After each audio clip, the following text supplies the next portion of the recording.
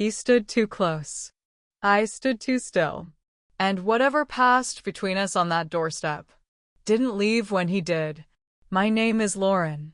I'm 45. I have been married for 19 years. Not unhappily. Not loudly. We live in a quiet neighborhood where the only things that ever really change are the color of the mailbox flags and the height of the grass.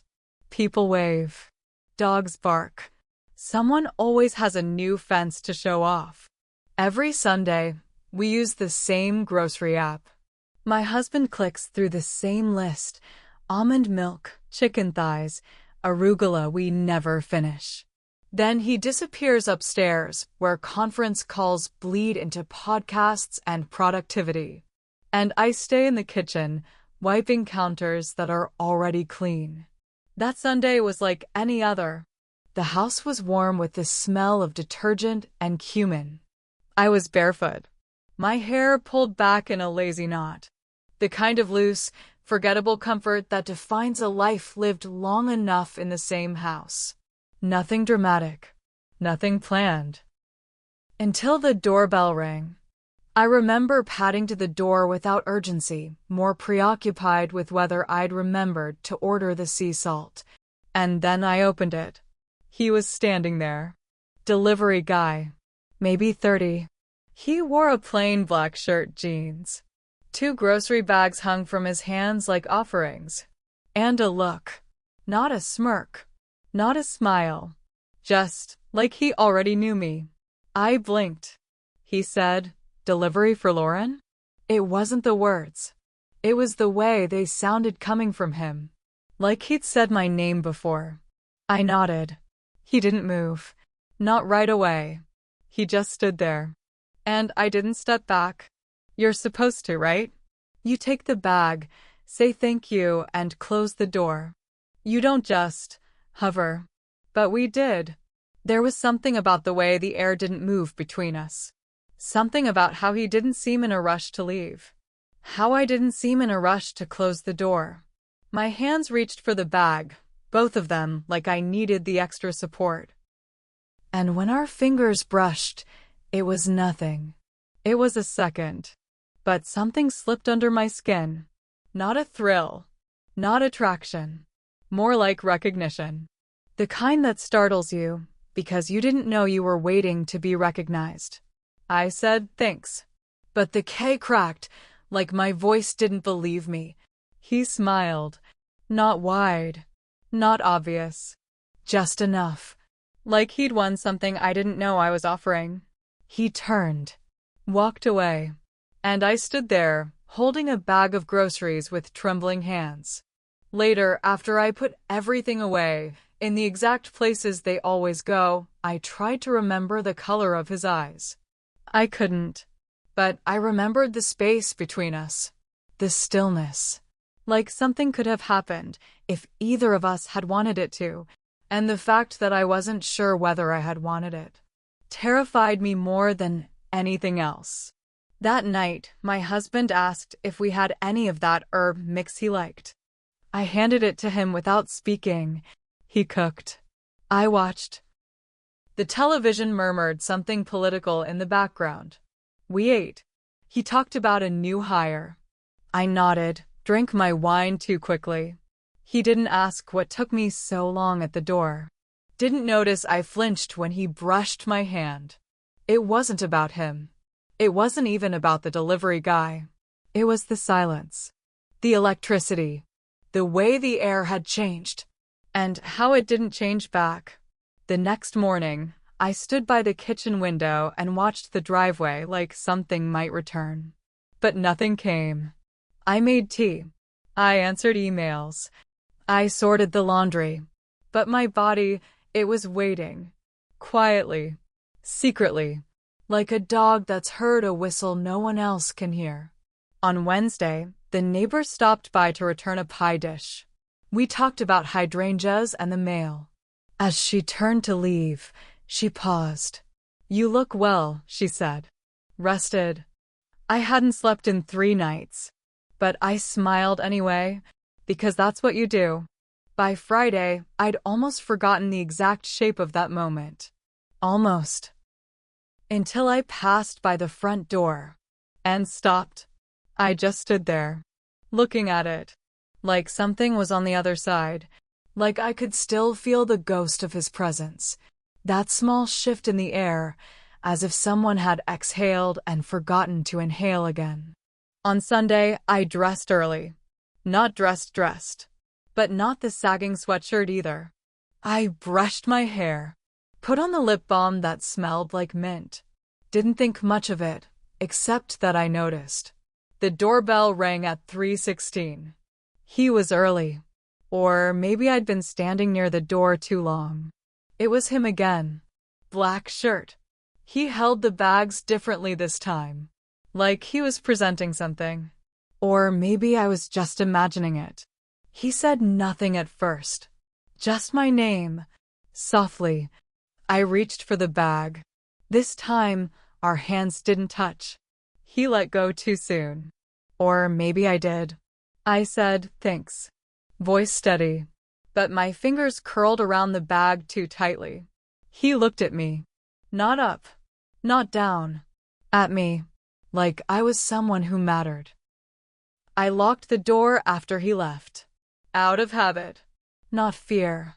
But my hand stayed on the knob, and I whispered, to no one in particular, "Don't do this." I wasn't sure what I meant, or who I meant. That night in bed, my husband reached for me. I turned toward him, but my mind was still standing at the door. By the third Sunday, the sky was overcast, the house quiet. The groceries came at 3:20. He didn't smile this time, but he didn't look away either. I said, "Rain's coming." He said, "Yeah." The air felt wet even before the drops began. When he handed me the bag, our fingers touched again. Just barely. But I swear something moved. Between us. Inside me. He didn't say goodbye. He just turned, walked down the steps. And I stayed there, barefoot, with the bag in my hands, feeling like I'd just stepped into something I couldn't name. I didn't write it down, but I remembered every second. The pause, the quiet, the way my breath caught and didn't quite let go. You don't expect a shift like that to come with groceries. You don't expect to feel undone in house clothes. But there I was. And there he'd been. And nothing happened. Except something did. I don't remember what we had for dinner that night. But I remember standing at the sink, washing a mug I didn't use, just to keep my hands busy. That was the week I stopped putting the app on auto order. Started adding items one by one. Like choices mattered again. Like intention was its own kind of confession. More next Sunday, I suppose. Or not. It was just groceries. But I'm still standing at that door. And I haven't stepped back. He said, "Delivery for Lauren." I nodded, reached for the bag. But he didn't hand it over immediately. He just stood there. Clothes. Not inappropriate. Not rude. Just. Not stepping back. And I didn't either. It started small. The little changes. I began putting on earrings on Sundays. Tiny silver hoops, the kind you forget you're wearing. Lip balm with shimmer. Nothing obvious. Nothing someone else would notice. Except me. The way I noticed myself again. The way the mirror stopped being a thing I passed and started being a place I paused. My husband didn't notice. Or maybe he did and didn't say. That's more likely. Not because he's careless. He's just focused elsewhere. Always has been. Emails, headphones, goals. I used to think it made him driven. Now I think it makes him absent. The fourth Sunday, I opened the door a few seconds faster than usual. He was already lifting the bag, but he paused, like he was waiting, or checking. His shirt was navy this time, wrinkled at the collar, like he'd changed quickly. "Lauren," he said, and I hated how much my name sounded like a secret in his mouth. I nodded, Reached. Again, both hands. I don't know why. I always do it. Maybe I like the symmetry. Maybe I'm giving myself excuses. This time, when our fingers touched, he didn't pull away. Not immediately. Just that fraction. That hesitation. Enough for me to notice. Enough for something inside me to tremble. Small, but real. When I closed the door, my breath stuttered. I stood there for a full minute before moving. And when I did, my legs felt too long. Too unsure. Like I was borrowing someone else's posture. That night, I couldn't sleep. Not deeply. I drifted in and out of a dream that didn't have a setting, only a feeling. A nearness. A silence filled with pressure. And eyes, watching me like I was about to speak. But I never did. Monday morning, I woke up exhausted. I burned the toast. Dropped a spoon in the sink. Stared too long at the tea bag steeping. I started checking the app for the driver name. They don't always include it. But sometimes it says assigned to M. That's all. Just M. I don't know his name, but it's him. I know that. I feel it. In the way I suddenly care whether the bananas are ripe or not. Whether I remembered the almond milk. In the way I keep thinking of what I'll be wearing at 3:15. I should have stopped then. Canceled delivery. Picked up groceries myself. But I didn't, because it wasn't about what was delivered. It was about the moment between hand and hand. The 2 seconds of stillness. That thinned out air. Like the skin of a bubble. Like you're not supposed to breathe, or you'll break it. Week 5, it rained. Hard. The kind of rain that sounds like 1,000 soft hands clapping against the roof. When the doorbell rang, I hesitated. Wiped my palms on my skirt. Opened it. He was soaked. Hair darker, curling slightly at the ends. He held the bags out without speaking. And yet, that pause again. That not stepping back. It was always him who should have moved. The etiquette of it. But he didn't. And I didn't either. Because standing close to him felt like standing on the edge of something I wasn't ready to name. I took the bag. He let it go. Our hands didn't touch. But our eyes did. And something passed between us. So quick, so quiet, it could have been mistaken for nothing. But it wasn't. I didn't look at myself in the mirror that night. I avoided it. Not out of shame. Out of fear. Because what if I liked what I saw? And what if I didn't? I dreamt of the doorstep again. But this time, he didn't speak. He just looked at me. And everything in my body leaned forward without moving.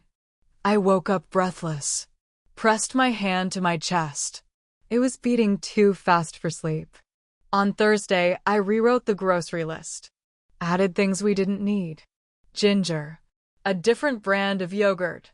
Crackers I haven't eaten since my 30s. My husband glanced over it. Said, "Trying something new?" I smiled. Said, "Just felt like it." He didn't ask more. He rarely does. Week 6.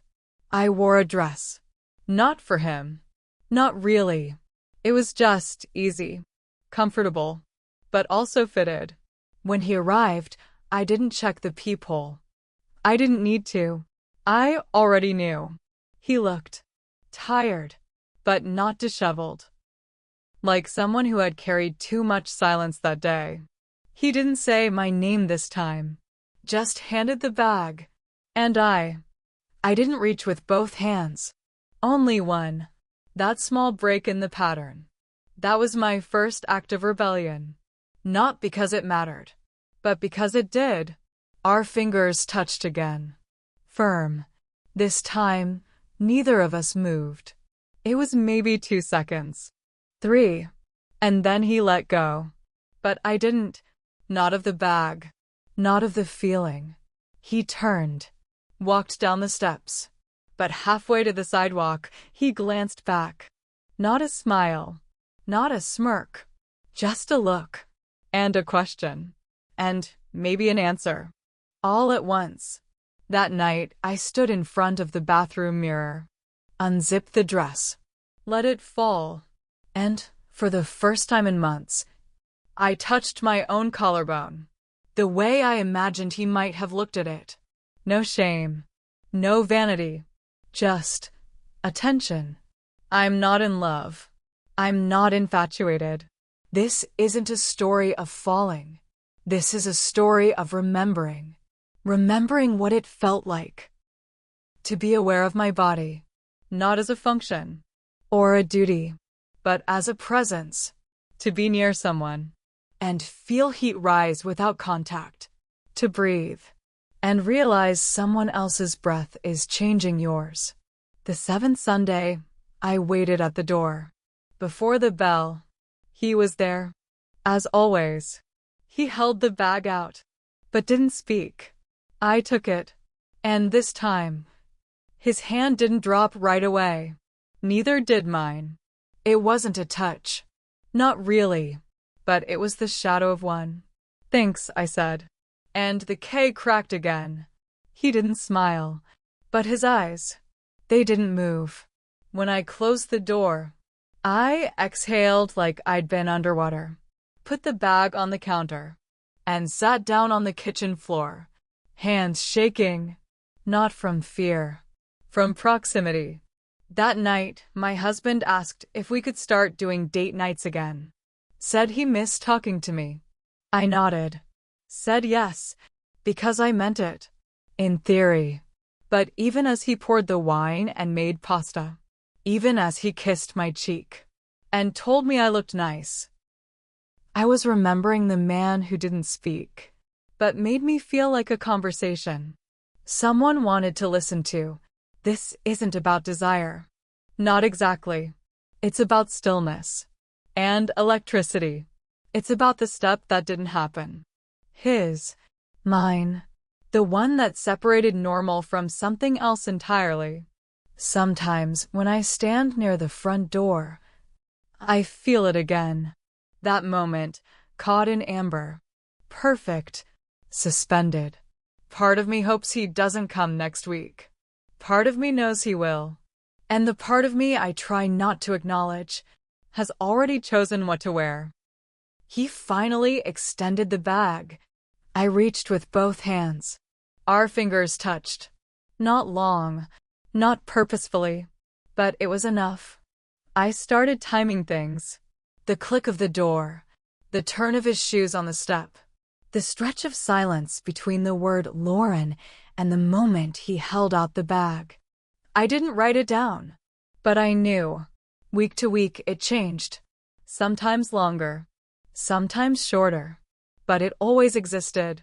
That space, that hesitation, that breath. I live there now. I rearranged the grocery list again. Took off practical things. Added frivolous ones. Hazelnut chocolate. A pomegranate. A candle we didn't need. My husband noticed. Raised an eyebrow. You okay? I smiled. Just craving something different. He nodded. Didn't ask more. Maybe he was used to my quiet. Or maybe he thought it was hormonal. That's the convenient story, isn't it? Middle-aged woman goes soft at the edges. Starts buying odd fruit and daydreaming in the kitchen. I found myself cooking differently. Slower. More deliberate. Not because I expected anyone to notice, but because I needed something that felt like attention. Even if it was just for the onions. One evening, while folding towels, I realized I hadn't laughed in 2 weeks. Not really. Not that loose, body-shaking kind. And I couldn't remember the last time someone had looked at me and paused. Not for what I was saying, but for what I wasn't. Except him. The next Sunday, I was ready before noon. Dress. Blouse. I tried both. Settled on the second. Cream-colored. Bare collarbone. I didn't put on perfume, but I considered it. The fact that I had to talk myself down from it. That said enough. At 3:18, the bell rang. I opened the door. He was there. Still in black. This time, no cap. Just wind-tossed hair and eyes I didn't know the color of, but felt like a season. He said nothing, just handed me the bag, and when our hands met, it was deliberate. Just for a moment, but unmistakably real. He looked at me then. Not like a delivery guy, not like a stranger, but like someone who was exactly where he wanted to be. And I didn't move. Not even a blink. I said, thanks. But the sound cracked, like a branch underfoot. He smiled, small, curved, almost cruel in its softness. Like he'd taken something, and knew I wouldn't ask for it back. I stood at the door for a long time after he left, bag in hand, like I was afraid to bring it inside. As if the groceries would smell like him. Like that glance, that nearness, that breath I hadn't taken. I couldn't sit still that night. I cleaned the drawer we never open, the one with the keys that fit nothing, receipts from restaurants that no longer exist, a lighter from our honeymoon. I found an old notebook, blank pages near the back. I wrote, 318, cream blouse. Contact lasted 1 full second. He smiled like I was a secret he'd already read. Then I closed it and hid it in the pantry behind the arborio rice. That week, I saw myself everywhere. In reflections, shop windows, the side mirror of my car. I kept checking my own face, like I'd catch myself doing what I didn't know. But the looking became its own habit. A kind of surveillance. I watched myself the way you watch a woman in a film, right before she makes a mistake.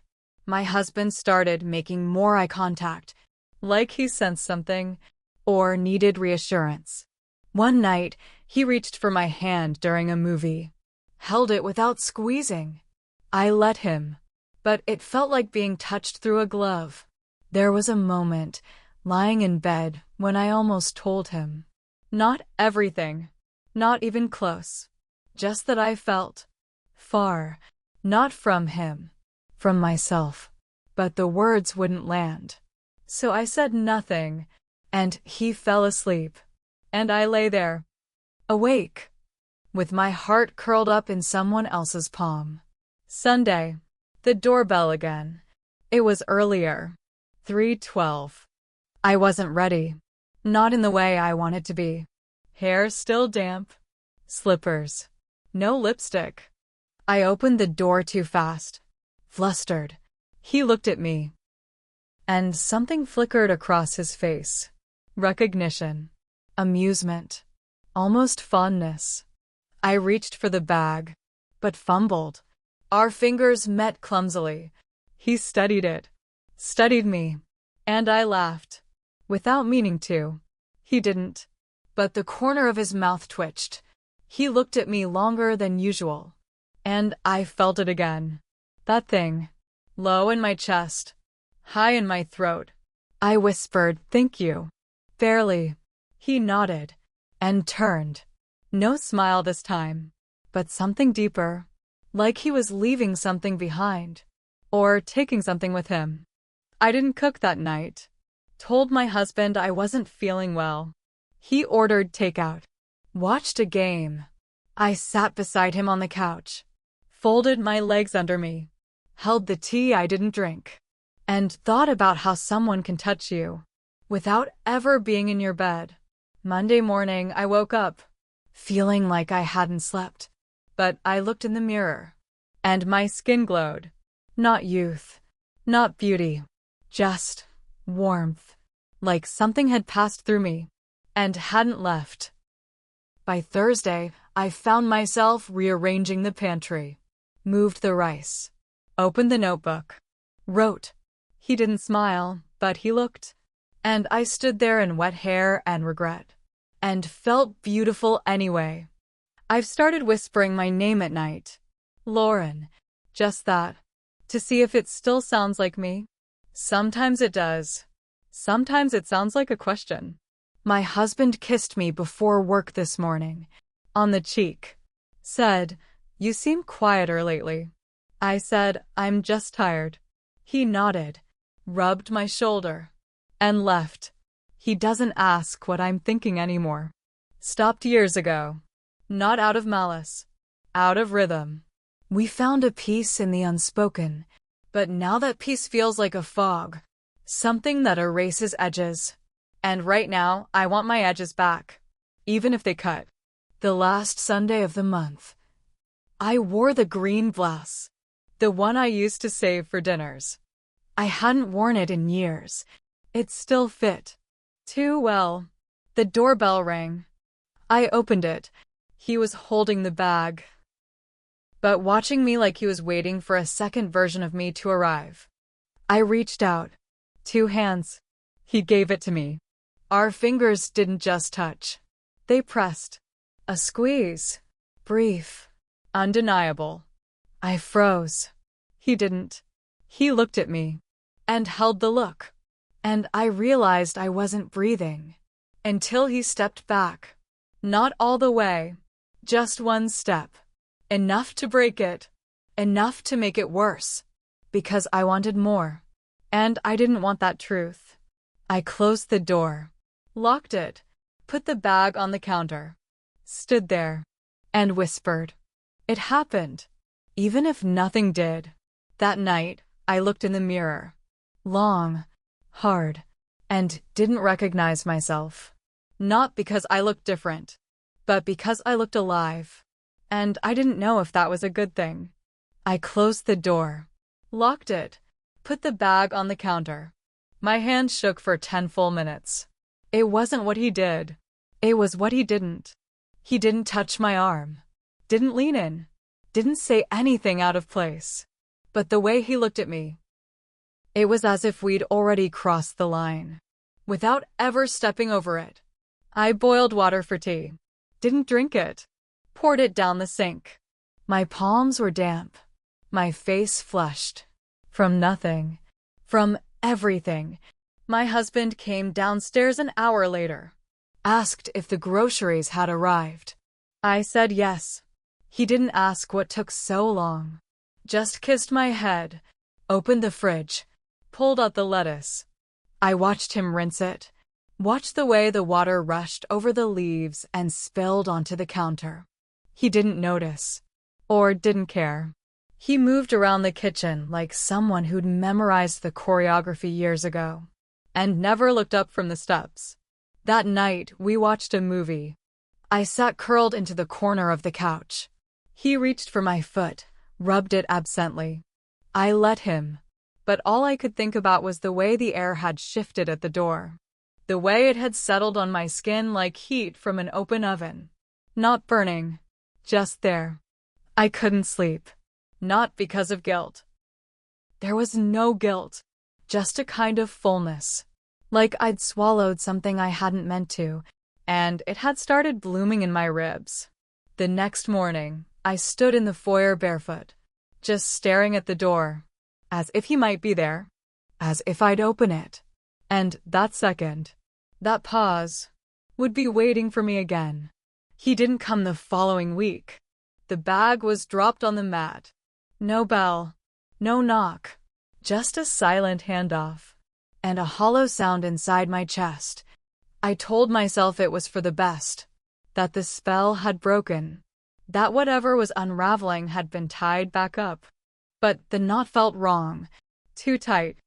I started cleaning again. Not to tidy. To occupy. Every corner of the house smelled like lemon and lavender. But the silence underneath it was heavy. My husband noticed. Said, "You've been quiet lately." I shrugged. Said, "I've just had a lot on my mind." He asked, "You okay?" And I said, "Of course." Because I wasn't lying. Not really. I was okay. Just different. I wore the cream blouse again. On a Tuesday. For no reason. And left the top button undone. No one noticed. But I did. On Sunday, I didn't order groceries. I went to the store. Wore jeans. Lip balm. Not for anyone. Just to feel the cold of the freezer aisle. and the weight of my own footsteps. In a place that didn't know what had happened at my door, I passed someone who looked like him. From the back, my stomach flipped, then settled. That night, I stood in the doorway of our bedroom while my husband read, watched the curve of his spine, the rise and fall of his breath. I loved him, still, but in a way that felt like loving a season that's passed. Warm, real, but no longer mine.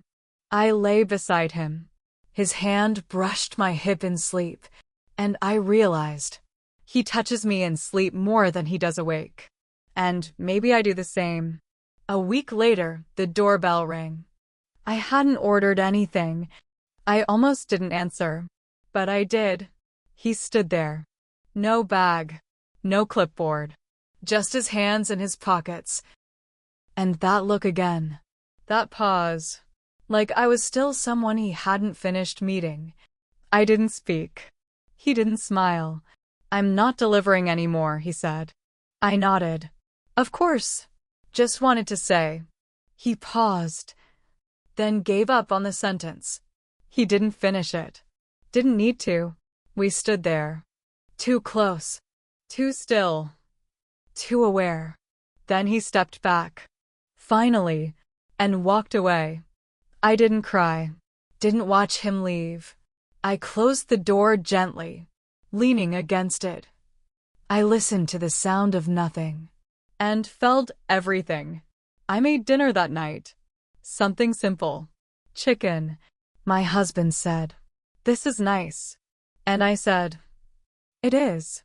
Because it was. In a way. That night, I sat at the kitchen table alone. Looked at my hands.